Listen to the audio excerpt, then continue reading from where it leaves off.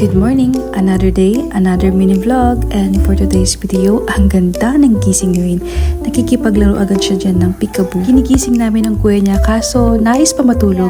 Paano ba naman kasi ang lamig sa umaga? Nauna na kaming bumangon at habang naglalakad, natakam ako sa alugbati na may kalamansi at asin. Tapos samahan mo pa ng tinapa. Naku, perfect breakfast. At pagka ganun ng ulam, mapapakain ka talaga. Hindi bali na breakfast naman. Kayo, ano yung paborito niyong pang umagahan? Comment down below. Habang nagluluto, naglalaba na din tayo at the same time. Naglagay na din pala ako dyan ng tina or anil powder na kung tawagin na nakakaputi ng damit. Kung bet mo din, yung link ilalagay ko na lang sa comment section.